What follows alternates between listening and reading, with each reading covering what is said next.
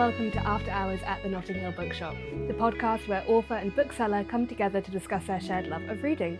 I'm Rachel, a bookseller here at Notting Hill, and today I'm very happy to be joined by Imogen Edwards-Jones. Imogen, thank you so much for coming in today. Thank you for having me. I know this bookshop very well. Yes. I've lived around here for 30 years, so I've come here a lot. Yeah. Have you ever come here after hours? No. This is my first opportunity. Thank you for having me. No worries. To start with, we always ask, we sell blind dates of a book here, so books that are covered up and you don't know what you're going to get. If you were to set me up on a date with a book, which would you choose?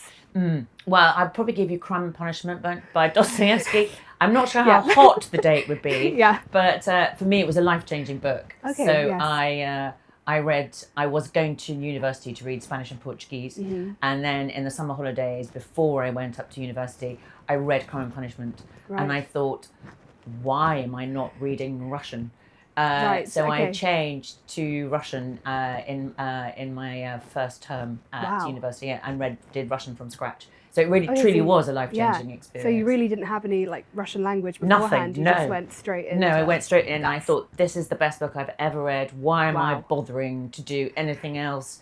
I'm obsessed with Russian literature. Dostoevsky is the man. Although I think in person he wasn't terribly beguiling. So I'm not sure how hot a date he would have been, but in terms of a book, it's a very hot date. Brilliant, excellent. I've actually never read it. It's one of my you Great must. White Whales. You must. It's an incredible book, and it really did change my life. So excellent. Yes. That's a great anecdote. I recommend it. Yes, yeah. See what happens in my life when I read it. Exactly. You might suddenly find yourself learning Russian. Yeah. Well. Yeah. First time for everything. So talking about your work, so your most recent book is The Last Days of Marilyn Monroe, which is a collaboration with James Patterson. How did this come about? Well, I do lots and lots and lots of ghosting. So sometimes, actually for once my name is actually on this book, but a lot of the time my name is not on the book. So I do lots of biographies of people. I write novels for other people. And this is a collaboration with him. He was trying to find, because my background is journalism, so he was trying to find somebody who is a journalist, who can do proper research and yet at the same time can write a narrative. So he found me, actually. It was really interesting because I had to learn to write like him. Who is short sentences, short paragraphs. Every chapter ends on a hiatus because he's a best-selling writer. So it's a very different form of writing, which I learnt very quickly. And he would ring me up and go, I'm James Patterson, I'm short chapters, these chapters are too long. And so it was a really interesting process to learn to write entirely like somebody else. And he writes very much in the present continuous tense. So it's all with very active verbs. He hates adverbs. So it's it was a really interesting process actually to learn to write like him, but it's the whole ghosting process or a collaboration process is quite an interesting thing as a writer because you learn to write like other people. And often I find myself sort of sitting slightly like that when I'm trying to be a bloke writing, thinking I've got to get some masculine energy going. Do a manspread. Slightly like mansplaining at my desk, and I've learned how to write lots of different styles and lots of different types of books. And it's quite a nice way to keep writing because also the pressure's off you because most of the time your name actually isn't on the book. So somebody else is doing the heavy lifting and you're just doing the creative process. Brilliant, So it's an interesting sideline to have. Yes. Do you ever find it kind of, compared to when you're doing kind of a solo project, almost quite frustrating having to take on another voice, or? It can be, but a lot of the time it's quite good for your ego not to always be the first in line. It also takes me to very different places. I spent a lot of time researching subjects that I wouldn't normally research. I did one book about a few years ago where I had to do the voice of 4 different women at the same time. So I wrote in the we form, which I've never normally done before. So that was really quite difficult. So as an intellectual process, it's really fascinating. It is much easier for me to write my own books because obviously I know what I'm doing. Yes. And I'm the only person I've got to please apart from my editor. Okay. So there's another layer of editing that you have to go through when you're writing for somebody else. Yeah. Which can be frustrating, but but most of the time it's it's an interesting thing to do. Yes, yeah. I'd never thought about ghostwriting as a kind of creative exercise in a way, kind of process. Yeah, that's fascinating. Yeah, and also you just get to do very, very different subjects and very, very different styles and lots of different genres. I mean, I've done cozy crime, I've done thrillers, I've done historical fiction. Yeah, I've done lots and lots and lots of different things. Yes. And I think maybe I'm slightly just addicted to writing. Yeah. So it's much easier. Also, as you know, I mean, it's really difficult to come up with ideas. Yeah. That's why some writers spend 8 years trying to write a novel. Yeah. And I just get bored. Yeah. So it's much easier. That kind of prompt. Because I'm an ex-journalist, so therefore I like a deadline. I like to know what I'm doing. Yeah. I have to write every day. Otherwise, I don't feel fulfilled. Yes. Yeah. Let's talk Marilyn. Yes. So was this something, did you have a pre-existing interest in Marilyn Monroe, or is this something that was put to you? It's going to be about Marilyn Monroe, so you're going to have to learn about it. Well, that is certainly the case. But obviously everyone's fascinated by Marilyn Monroe. I mean, I didn't know a huge amount about her to start off with. And the deep dive that I did for the book was fascinating. Yes, I spent months and months and months reading lots of different books. Brilliant. Going into, I mean, the internet, most people are it was my friend, to be honest with you. Yeah, yeah. And also what's fascinating is you read old books that are published in the 70s about Marilyn, and then you suddenly realise that a lot of the facts they've got are actually wrong. Right, okay. Because they didn't have access to the interviews or the articles or the photographs that I had at the tip of my fingers. Yes, so I could cross-reference loads of different things and go, no, actually the colour of that dress is completely wrong. Wow, okay. And that didn't happen at all. And she wasn't friendly with him, but she was with him. So it was actually fascinating to go through all the different books and work out, who'd done a good job. Yeah, yeah. You're almost not just learning about her, you're learning about people's perception of her. Exactly, yeah. Through time. Yes, yeah. It's a big, big ask. Yeah. I didn't know much about Marilyn before I read this book, and I was like, there's such a depth to this persona. She was an extraordinary person. Yeah. I mean, she was brought up in Dickensian poverty. Yes. I mean, that's the thing that I was most shocked about, actually. Yeah. Sort of in and out of orphanages and foster homes and she was terribly treated most of her life. Yeah. And you can see where all her sort of addictions and her, her alcoholism, the pill popping, all of that came from this very traumatic childhood where, as far as I can remember, nobody loved her and nobody looked after her. Yeah. And she had no father to speak of at all. No. And so she was constantly looking for a father figure. And I don't know if you remember in the book, there's a very odd thing. She was obviously married 3 times. Yeah. And each time she called her husband Daddy. Yeah. Which is kind of creepy. And so unsettling. Isn't it? Yeah. I know. Yeah. And so, and then she was also obsessed with Clark Gable. Yes. Who looked a bit like a dad. Supposedly, the person who she thought was her father. I mean, nobody really quite knows who her father was. There's one name on the birth certificate and she had a different surname. Right, okay. But she was rejected by the father figure that she thought was her father. Yes, so she was obsessed with Clark Gable and she had the photograph of Clark Gable in her wallet as her father. Wow. Yeah. Yes. So she was a very fascinating person. Yes. For me, it was what really struck me is I didn't realise how well read she was, and this kind of thirst for knowledge and for art in the sense of kind of the art of theatre and trying to refine that, like her work with Actor Studio. That really fascinated me, and that's something I think that will stay with me when I think of Marilyn, but also just kind of my own life and the fact she can be so multifaceted in many ways. Was there anything that stuck with you?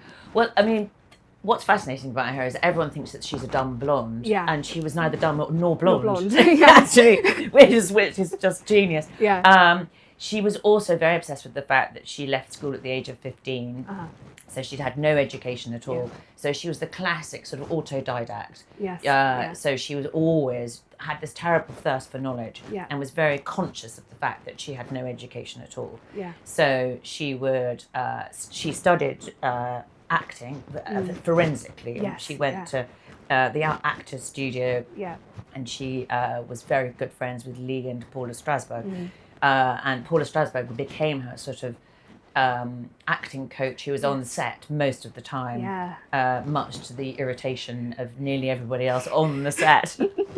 And she was also very much more canny than you think she was. I mean, we all think she's had this very sort of chaotic life, but actually she was much more sort of grounded in the decisions that she made, and what she would also do when the director annoyed her in a film, she would just withdraw her performance.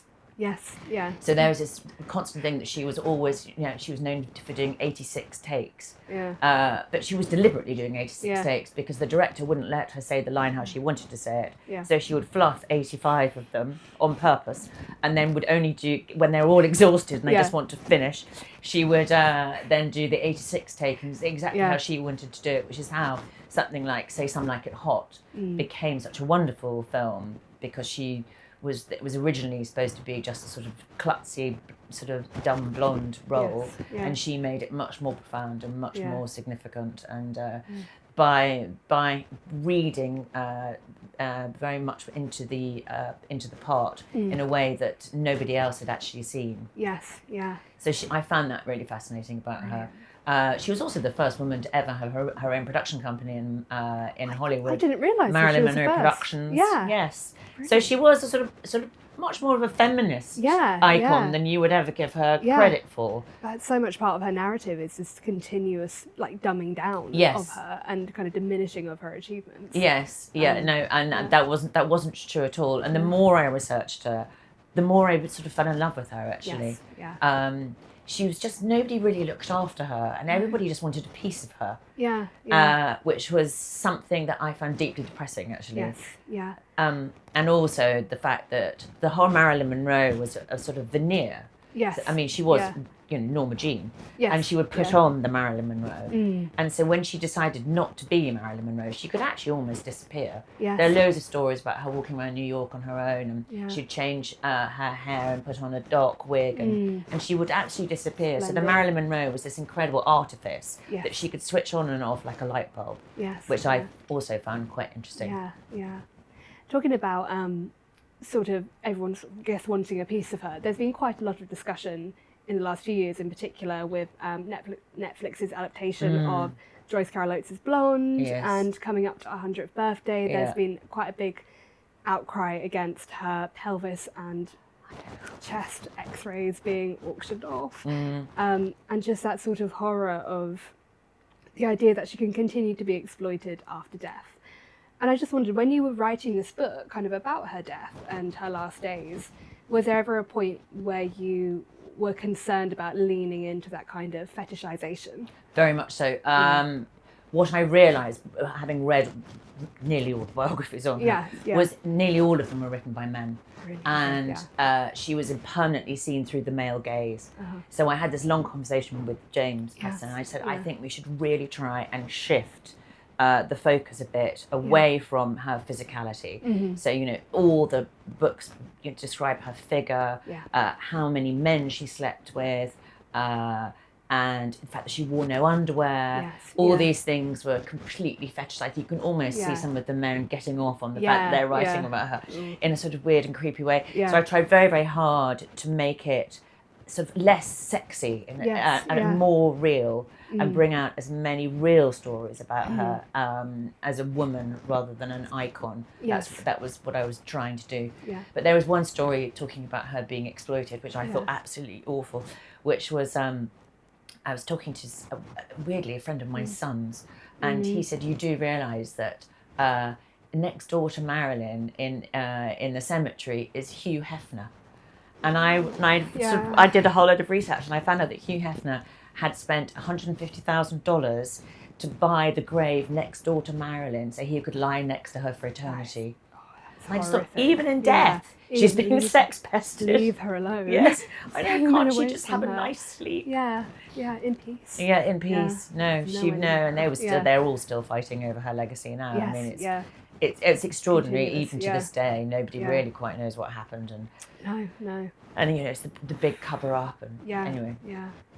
And when you're linking with your journalism, I guess, as well, when you have a book that's kind of a biography, but also this kind of thriller in a way, which makes it just so readable with all these imagined conversations, and you said very short, very pacey. Yeah. Do you ever, like, when you're towing that line between fact and fiction, how do you balance that? That's a very good question. So lots of the conversations in the book are taken verbatim from her diaries. Oh, okay, so, great. Yes. Yeah. So anything that she says in the book, it's already been written before. Excellent, yeah. So I was trying as hard as I can to keep as close as I can to the facts. I mean, there is some sort of embellishment, and whatever the person said back to her, I might have tweaked a bit. But in order to make it as real as possible, the conversations are as real as possible. Excellent. So, and also there are so many books where the conversations have been written out that I've taken all of those as well. Yes, yeah. So what she says, she did say. Yes. So it's so grounded in the research. Yes. It's brilliant. Yeah. It's really, because I could just hear it so vividly in a way that it's so comforting to know that is her voice. Yes, absolutely, her voice taken from her diaries, and lots of interviews. I mean, what's amazing is how sort of incredibly wise she was. Yeah. I mean, there's that quote at the beginning of the book when it says, Hollywood takes, I forgot the quote, isn't it? It says at the front. Got a handy prop. Yeah, no, what does it say? God, I haven't even got my glasses on now. Where it says, Hollywood is the place where they will pay you $1,000 for a kiss and 50 cents for your soul. That's it, yeah. And she was really clever, I mean, and erudite and smart and quite a deep and profound thinker, which is not what you would have thought at all. No. Yeah, not what you're given from it. So as well as writing about Marilyn Monroe, you also have your own books as well, so you do historical fiction. Yes. But I find, like, across you also have the Hotel Babylon series. Yes, correct? the Babylons, yeah. There's quite a theme of sort of luxury and extravagance. So the Witches of St Petersburg, Witches' Daughters, this is set in the courts. Yes, Russian, the last Tsar, and it's all Yes. about Rasputin and black magic. Yes, And yeah. no, what I found fascinating is extremes. Okay. So in Hotel Babylon, it was the extreme debauchery of the guests versus the extreme poverty of the people who are working there. Yes. Yeah. I like extravagance and sort of, and also I think that sort of unfettered luxury leads to just insanity. Yes. And that's incredibly attractive. I remember when I was researching the Witches of Petersburg, I read Felix Yusupov's biography, and he's the man who murdered Rasputin along with a cohort of people. And there's this brilliant story in there where there's this elderly lady who works for his mother, who has a suitcase, and in the suitcase is the mother's fur coat, the ermine or whatever it was, some sort of fur coat. And that was her only job, was to walk around carrying this suitcase with the fur coat in it. Yes. And then finally this elderly lady, one of the ladies in waiting, dies, and they open up the suitcase and it's empty. So she's just been carrying an empty suitcase around for 30 years. Yeah. That was her only job. Incredible, wow. Which is just brilliant. Yeah. And they had such extraordinary things. They had and the Yusupov Palace, which was, he was the richest man in Russia, and far richer than the Tsar. And they would have a sort of a potpourri of semi-precious stones or uncut rubies and diamonds, just as sort of you could rifle with your hand as you walk past. Those like beads. Exactly. Yeah, exactly, like worry beads or something. Yeah. Yes. So I just thought those details, that's what I love, those little things that bring life alive and make it sort of fantastic and interesting. And that's what all the Babylons are about. It's all about the detail. Yeah. So all about, how much the champagne costs, how much are they ripping you off, what people do when they're drunk at 3 o'clock in the morning. All those sort of delicious, fantastic stories. Yeah, that's the right word, delicious. Kind of. Nuggets. It's the nuggets that bring a story alive, I think. Exactly. I was also just thinking, would you say that Crime and Punishment indirectly probably led to the publication of the Witches of St Petersburg? Probably. Yes. But I went to the London College of Psychics in South Kensington to learn how to do all the tarot and the palmistry, and I did a mediumship course in order to get all the things correct in those books. I had a great 8 years. So I told you 8 years to write a book. 8 years of research, of doing all those courses and everything, just to make it just, you know, it's the detail. Yeah, it's the detail that brings it to life. Yeah. Excellent. Well, thank you so much for chatting with us. I would love to invite you to have a browse of our shop and pick out a couple of titles to talk to us about today. Oh my goodness, that is such a rich sort of little cave of treasure, isn't it? So if I give you this little bag, and then you can have a wander and a browse.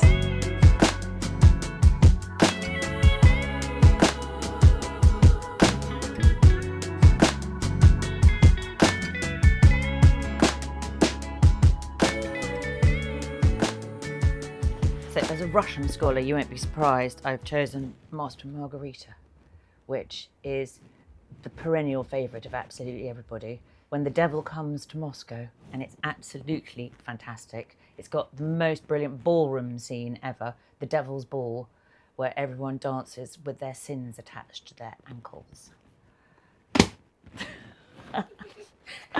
And I like a party, obviously. This is the Great Gatsby, which has the best party scene ever written, Gatsby's Party. And it's in about 4 paragraphs long, but it's so intensely done that you think that you're actually at the party yourself. That's brilliant. And this one I haven't read, but I read her first one, Donna Tartt, The Little Friend, and I think she's an amazing writer, so I'm looking forward to reading this one. I'm taking this one home with me. Thank you so much for coming in today, and yes, absolutely, take the little bag, take the little book, and enjoy it. But thank you so much for having me. That was a delight. Absolutely, oh, it was such a delight to talk to you as well.